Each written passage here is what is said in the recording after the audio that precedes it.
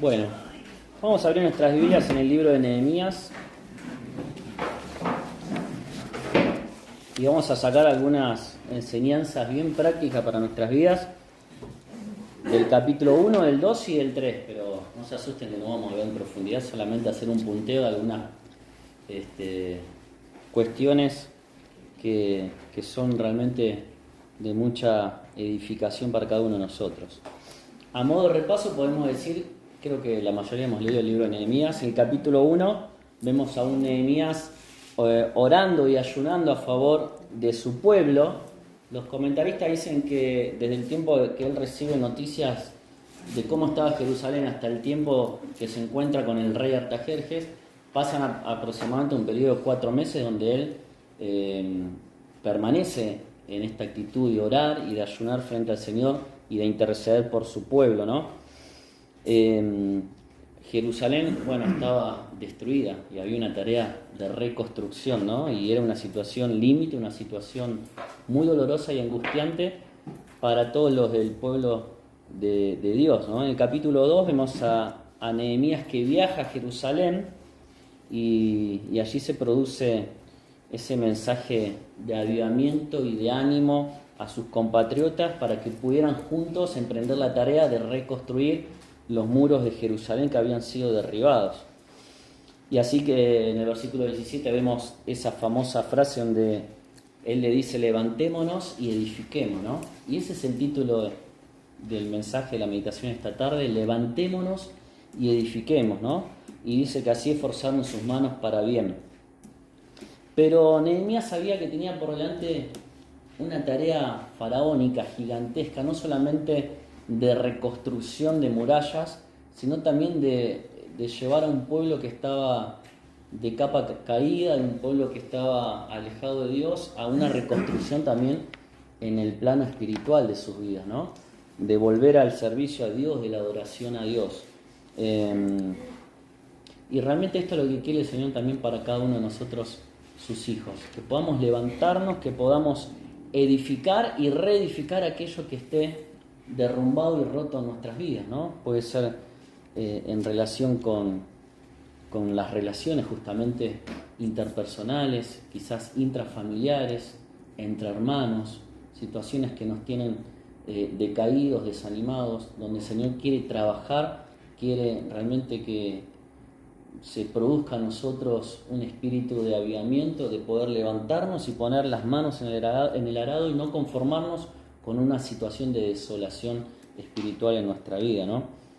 Así que también este es un mensaje para la iglesia, justamente, y bien nos viene a nosotros en esta etapa donde queremos construir, ¿no? De poder como iglesia trabajar juntos, no solamente para levantar paredes, sino para levantar la bandera de Cristo y predicar el Evangelio a una comunidad, a personas que caminan a diario entre nosotros y las vemos que están perdidas, ¿no? Sin esperanza, sin un Salvador en sus vidas. Así que vamos a ver en primer lugar que debemos trabajar juntos, ¿no? Como iglesia, y el primer motivo por el cual debemos trabajar juntos es porque la buena mano de Dios está con nosotros, ¿sí? Te invito a que podamos leer en el capítulo 1 de Nehemías, el capítulo 2, perdón, del versículo 1. Sucedió en el mes de Nisán, en el año 20 del rey Artajerjes, que estando ya el vino delante de él, tomé el vino y lo serví al rey, y como yo no había estado antes triste de su presencia, me dijo el rey: ¿por qué está triste tu rostro? ¿No? ¿Por qué estaba triste el rostro de Nehemías? Por las noticias que él había recibido de parte de sus compatriotas acerca de cómo estaba Jerusalén y sus murallas destruidas y derrumbadas. En el capítulo 2, versículo 2, recién leímos: pues no estás enfermo, le dice el rey, no es esto sino quebranto de corazón. Y fíjense lo que dice la última parte del versículo 2. Nehemías dice: entonces temí en gran manera, ¿no? Y podríamos preguntarnos, ¿por qué Nehemías, frente a esa situación y frente a la presencia del rey, dice que temió en gran manera?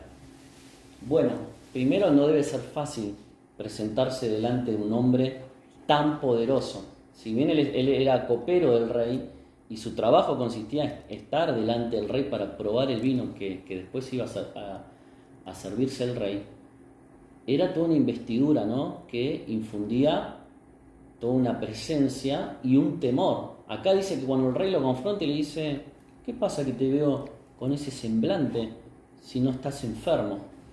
Y también puede ser que a Nehemías lo haya invadido el temor porque no podía una persona común y corriente presentarse frente al rey en un estado de desánimo, de tristeza o de luto.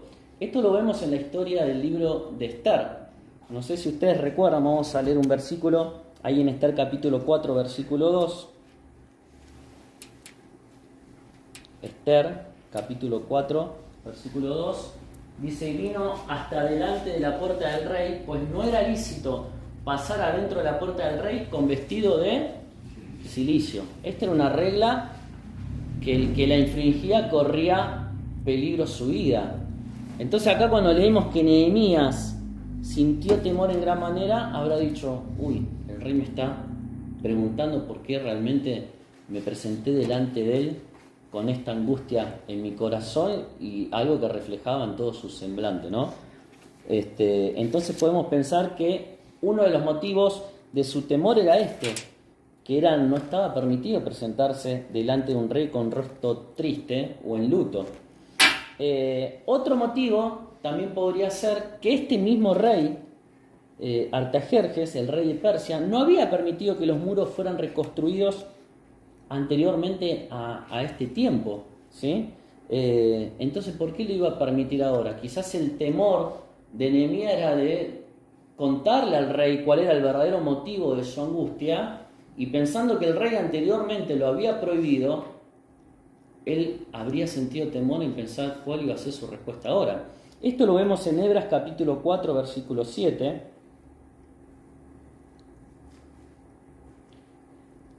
Dice: también en día de Artajerjes escribieron Bislán, Mitrídates, Tabel y los demás compañeros suyos, Artajerjes, rey de Persia, y la escritura y el lenguaje de la carta eran en arameo. Y dice el versículo 12: sea notorio al rey que los judíos que subieron de ti a nosotros vinieron a Jerusalén y edifican la ciudad rebelde y mala, y levantan los muros y reparan los fundamentos.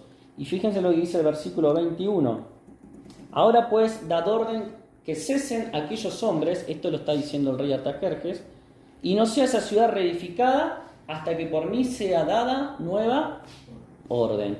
Entonces, en un principio, el corazón del rey se había endurecido con esa carta que le habían enviado los enemigos del pueblo de Dios para prohibir y para decir que tenía que cesar la reconstrucción de Jerusalén y de sus murallas. Entonces, Nehemías se encontraba frente a una situación compleja. Se presentó con una actitud con la cual no debería haberse presentado delante del rey. El rey lo confronta y dice que temió en gran manera, ¿sí? Y en su corazón debería haber esa vacilación de decir: si le cuento al rey que realmente queremos volver, retomar la reconstrucción de las murallas, ¿qué va a decir? Hay que estar parado, ¿no?, frente a un hombre tan poderoso. Pero vemos cómo, de manera sorprendente, el rey ahora toma una decisión que lo favorece a Nehemías, ¿sí? Porque realmente fue Dios el que estaba obrando en el corazón de Artajerjes. Y vemos que después, cuando Nehemías, allí en el capítulo 2, le empieza a contar lo que él, por la situación por la cual estaba triste y lo que él iba a necesitar, el rey podría haber sido tajante y decir: no vamos a permitir que esto suceda, vos no te vas a ir de acá, Jerusalén no va a ser reconstruida. Sin embargo, Dios movió el corazón de Artajerjes y vemos que realmente la buena mano de Dios estuvo con Nehemías. Y ese es un gran motivo para que nosotros nos animemos a trabajar juntos en la obra del Señor, sabiendo que podemos tener muchos temores, como lo estuvo Nehemías. Pero cuando comprobamos y experimentamos la buena mano de Dios con nosotros, eso debe animar, reconfortar nuestras vidas, nuestros corazones, para servir a Dios. Hebras capítulo 1, versículo 1.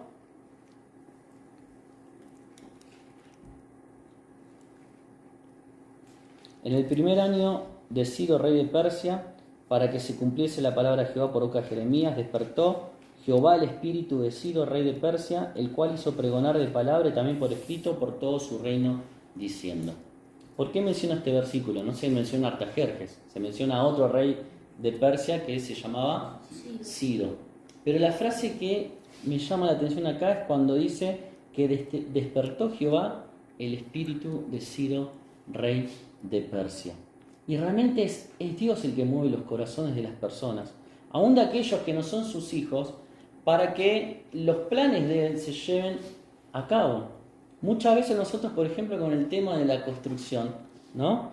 Puede ser que nos invadan temores por decir, uy, pero si esta persona nos pone esta traba, pero si no llegamos a hacer esto, si no tenemos tal recurso, o cómo vamos a hacer con los tiempos. Y enseguida por ahí tenemos esa primera actitud de Nehemías, ¿no? De que se sintió con temor frente a la presencia de Artajerjes y a lo que él le pudiera responder. Pero vemos como Dios obró en el corazón de este rey, ¿no? Y Proverbios 21:1 dice, como los repartimientos de las aguas, así está el corazón del rey en la mano de Jehová. A todo lo que quiere, lo inclina. Qué texto, ¿no? El corazón del rey está en la mano de Jehová y a todo lo que Dios quiere, lo inclina. Hoy podemos decir, ¿quién es el hombre más poderoso de la tierra? Trump, Putin, el de China, ¿no? Chinchulín. Hay muchos hombres poderosos, pero aún a esas personas Dios puede inclinar su corazón para que sus designios y su voluntad se lleven a cabo.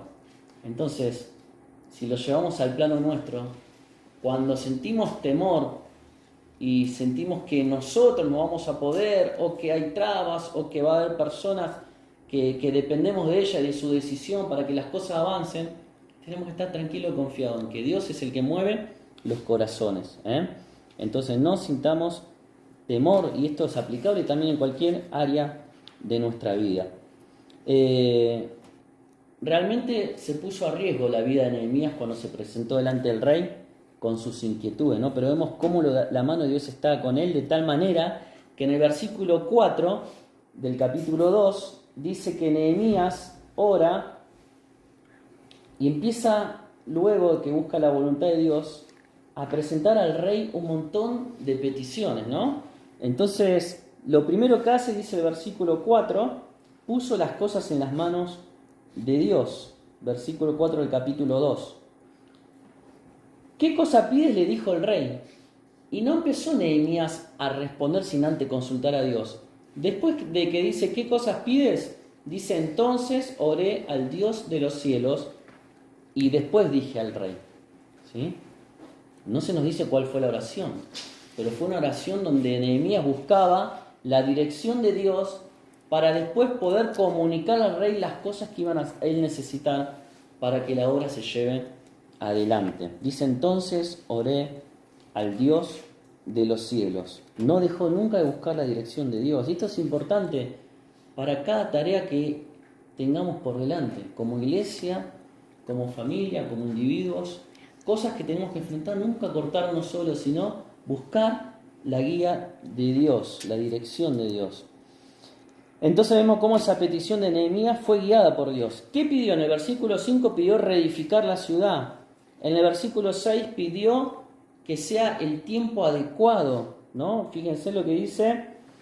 Entonces el rey me dijo, y la reina estaba sentada junto a él, ¿cuánto durará tu viaje y cuándo volverás? Y agradó al rey enviarme después de que yo le señalé tiempo. ¿Sí? Después dice el versículo 7 que pidió cartas para que le dejen viajar, para que le vayan franqueando el paso. Y en el versículo 8 dice que también pidió cartas para que le provean de madera y todo lo que iba a necesitar para la reconstrucción.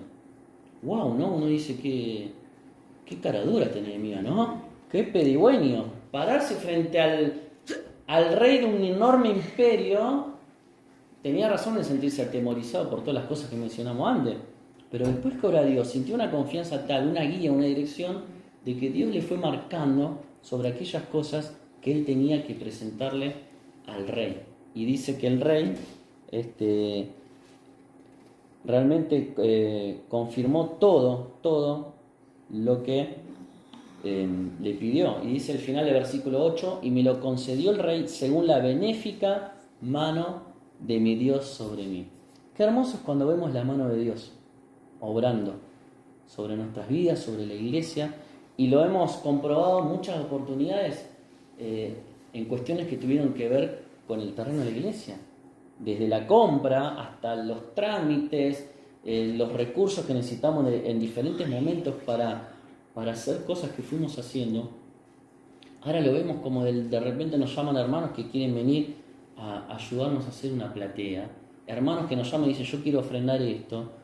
Es la mano de Dios realmente sobre su obra, ¿no? Una obra que no es nuestra sino que es de Él, y nosotros tenemos que estar como Nehemías buscando su dirección, ¿no? Y actuando para que sus planes se lleven a cabo. Entonces, importante trabajar juntos porque realmente la buena mano de Dios estará sobre nosotros, ¿sí? En segundo lugar, otra razón por qué debemos trabajar juntos es porque Dios ha puesto una buena obra en nuestros corazones. Ahí en el versículo 11 del capítulo 2 vemos cómo Nehemías llega a Jerusalén, dice, llegué pues a Jerusalén, y después de estar allí 3 días, me levanté de noche, yo y unos pocos varones conmigo, y no declaré a hombre alguno lo que Dios había puesto en mi corazón que hiciese en Jerusalén. Ni había cabalgadura conmigo, excepto la única en que yo cabalgaba. Es decir, había estado 3 días en Jerusalén como una visita, pero no le había declarado a nadie todo lo que Dios ya había puesto en su corazón de que tenía que hacer. Y dice que salió de noche por la puerta del valle, hacia la fuente del dragón, a la puerta del muladar, observó los muros de Jerusalén que estaban derribados, sus puertas que estaban consumidas por el fuego. Pasé luego a la puerta de la fuente, al estanque del rey, pero no había lugar por donde pasase la cabalgadura en que iba, de la cantidad de escombros y cosas que había. Y subí de noche por el torrente y observé el muro y di la vuelta y entré por la puerta del valle y me volví. Fue como a tener una visión completa de todo el trabajo que había que hacer, ¿sí? Y ustedes dicen, bueno, cuando vio tremenda tarea que tenían por delante, se habrá vuelto a desanimar, se habrá dicho, bueno, yo me junto mis cosas y me vuelvo porque esto es una tarea imposible. No, todo lo contrario. Dice el versículo 17, le dije pues a sus hombres, ¿no? Vosotros veis el mal en que estamos, que Jerusalén está desierta. Plantea la realidad de lo que pasaba. Sus puertas consumidas por el fuego. Pero hace un llamado ahora, dice, venid y edifiquemos el muro de Jerusalén y no estemos más en oprobio, en una situación de vergüenza, ¿no? De decaimiento, de estar así paralizados. Le dice, les declaré cómo la mano de mi Dios había sido buena sobre mí. Ahora sí les cuenta todo lo que él ya venía viviendo y cómo Dios había obrado en el corazón del rey inclusive.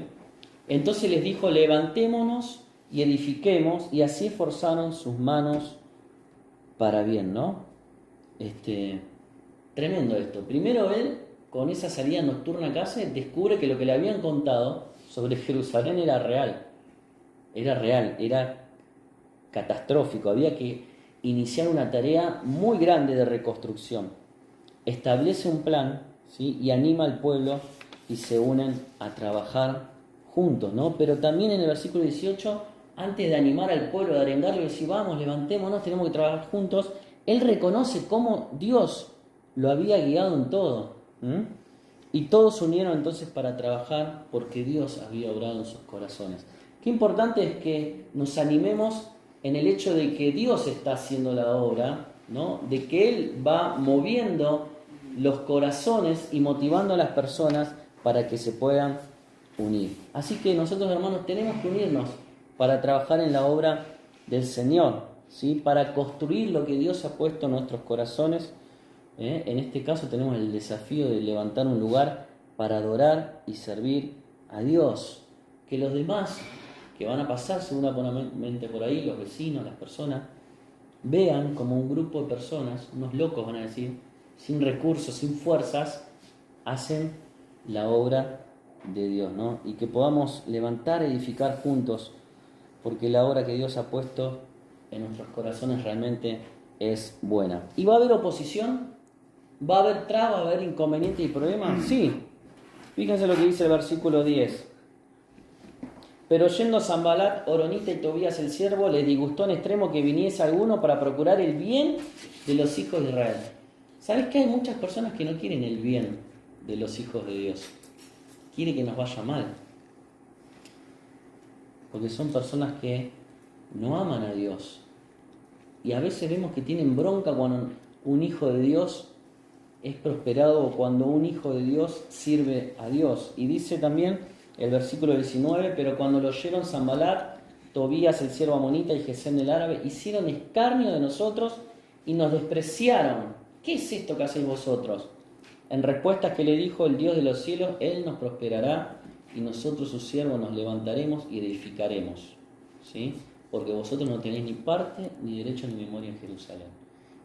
Cuando tengamos que poner las manos en el arado, en la pala, en la motosierra, en el martillo, en lo que sea, vamos a tener inconvenientes, pero no nos tenemos que desanimar, ¿no? Porque Dios, el Dios de los cielos, es el que está con nosotros, Él nos prosperará y nosotros sus siervos, como dice Nehemías, la actitud es levantarnos y edificar, ¿sí? Levantarnos y edificar. Y para no hacerlo muy largo, después lean el capítulo 3 en sus casas, porque ahí menciona todos los que se sumaron a la tarea.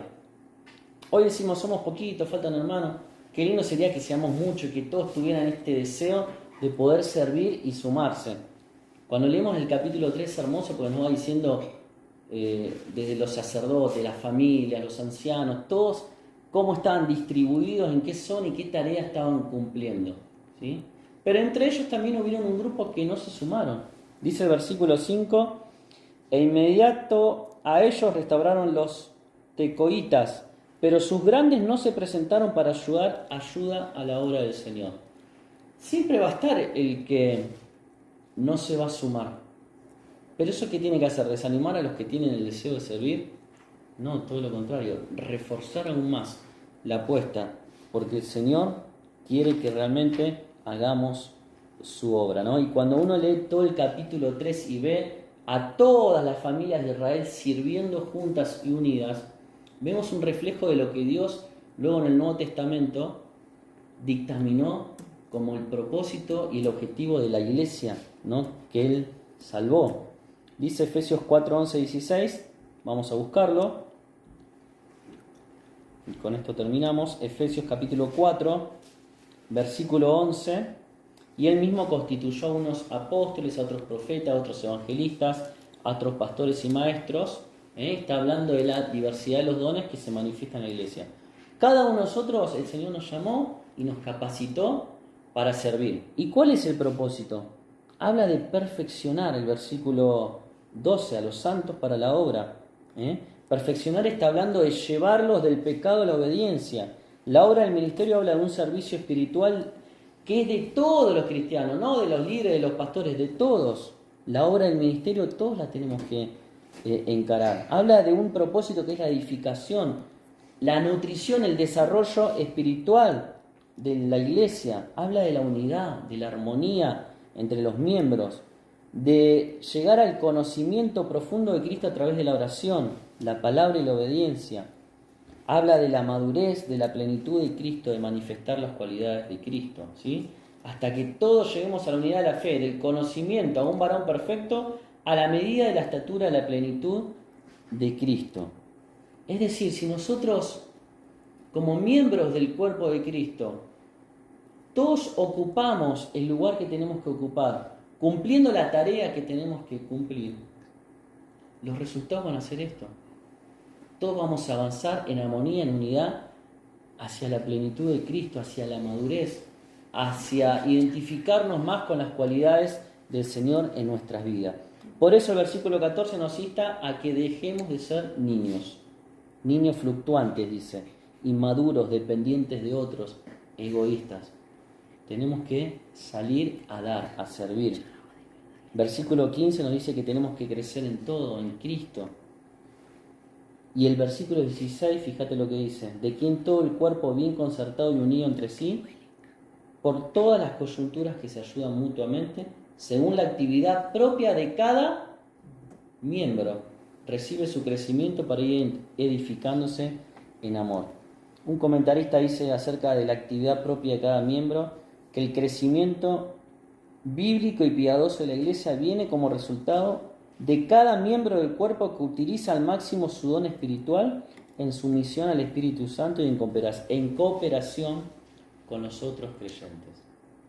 Es decir, no va a haber crecimiento, no se va a fortalecer la unidad, no se va a cumplir el propósito de Dios si cada miembro no hace lo que tiene que hacer. Ahí en el capítulo 3, cada persona estaba, algunos con la pala y con la espada en la otra mano, ¿no?, preparados para servir al Señor. Entonces, que podamos realmente tomar el ejemplo de Nehemías como líder, pero también de todo el pueblo, que tenía un corazón movido por Dios para servir, para iniciar esa tarea tan grande de reconstruir las murallas. Nosotros tenemos nuestros propios desafíos en esta época, como iglesia, en este lugar, ¿sí? Y también en nuestra vida espiritual particular. Pero que podamos realmente ver cómo Dios obra, cómo la mano de Dios está con nosotros y cómo es importante que como miembros del cuerpo de Cristo podamos cumplir la tarea que tenemos que cumplir. Vamos a orar. Señor, gracias te damos por tu palabra. Gracias, Señor, porque nos animas a poder levantarnos, a poder edificar, a poder, Señor, confiar en que tu buena mano siempre va a estar con nosotros, guiando y dirigiendo todas las cosas. A pesar de las pruebas, de las dificultades, de los enemigos, Señor, que quieren hacernos